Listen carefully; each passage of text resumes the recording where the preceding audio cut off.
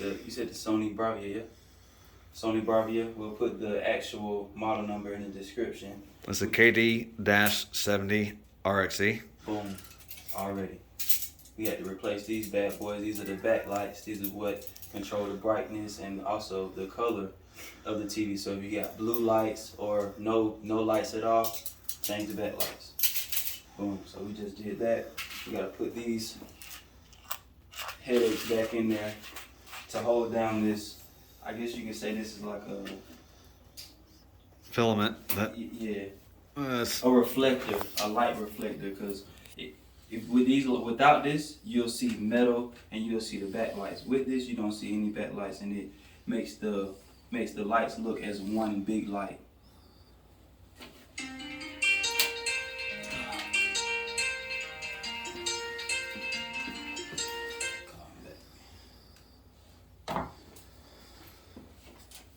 So the aspect of the TV that was damaged and or not functioning was that we were seeing blue lights from a LED perspective, and we already had replaced the T-Con board, correct? Correct.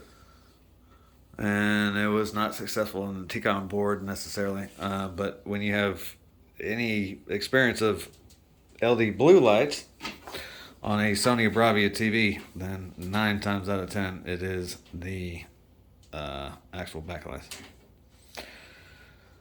Make sure that you have a lot of time set aside to be able to do this.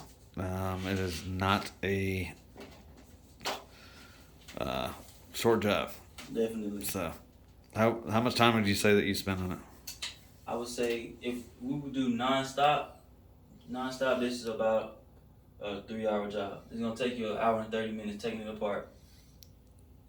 It's a 4-hour job because you're gonna want to take a break after you take the shit. So the vendor that you actually purchased the LED backlights from, I'm sure you'll, include in the description of the actual video. Right. But we are going to do our best to make you understand that this is not a job that you actually want to take on. But if you do, then this is how you do it.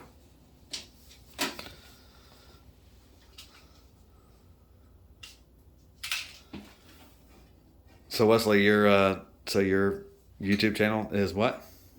YouTube channel is Wesley the Phone Man.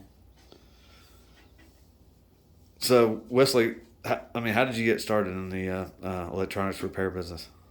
Electronics repair started with a internship actually, and I didn't even really want to go deep with it because I just went to school. My mom, she was like, "You need to go to school for da da da da." So I went to school for music. Not for music. I went to school for computer certifications like A+. Programming? No programming. Writing code? Writing code. Are you talking about C++ or?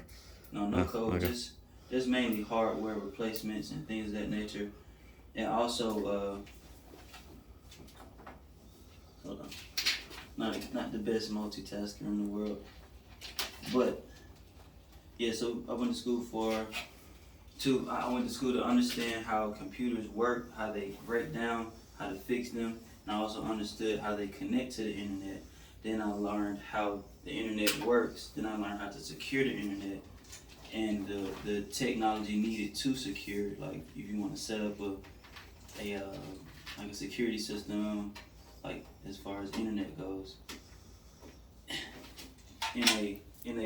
So you try to create a platform for the common Joe on how to understand that they can actually get into a industry that they know nothing about, but they can, obviously, depend on instruction for somebody like you. Is that correct? Definitely do that.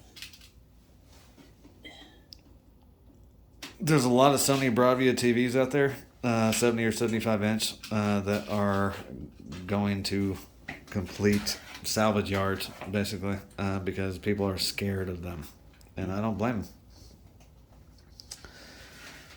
I mean, this is complete artistry that he's performed. I've never seen anything like this, seriously. At the end of the day, this was designed to never, for a technician to, to try and manipulate. Period. At all.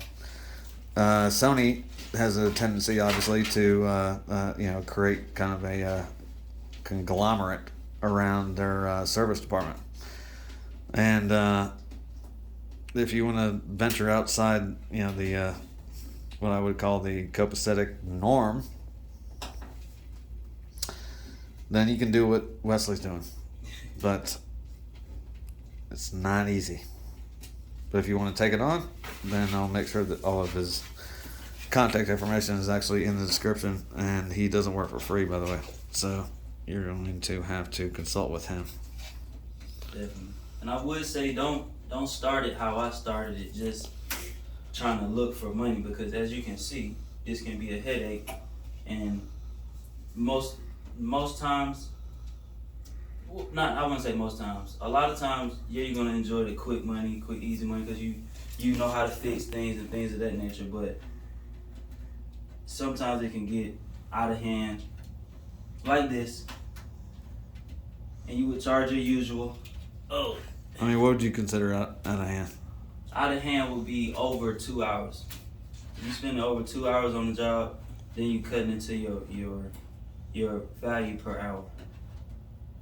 Because you're used to making $60 15 minutes, $100 in 15 minutes, or $1,000 an hour, compared to probably $400 in 1 hour. So do you enjoy the challenge of this Sony, or?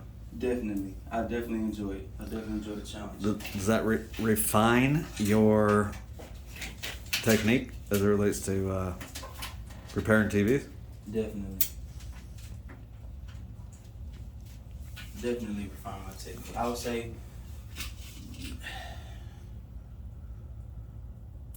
say doing the TV repair is like really the hottest commodity. People so focused on replacing them. TVs are so high right now. Like this TV right here, when it came out, was like a couple thousand, right? Well, it was about $3,000. About exactly like $3,000. What you gonna spend another $3,000, or you gonna spend a couple hundred to fix this one? Because you're not gonna get a TV nowhere near this quality for the price that I'm charging to fix it at all. Period whatsoever. I don't care where you go. Even if you catch it on a discount, you're gonna spend over $1,000 if you can find it. Yeah, it's got up-res technology from 4K to 8K, and it's got 260 frame rate refresh rate. It's worth fixing. Exactly. Exactly. And you also, if you care about this stuff, when you offering electronics repair, you also put your stamp on saving the environment. Because think about all this metal, all this plastic, it's just gonna sit somewhere in a landfill or something and just rot. Same with batteries, phone batteries, things of that nature. So what we're going to do now is we're going to do a time lapse, and we're going to get back with you as soon as we actually have a finished product. Stay tuned.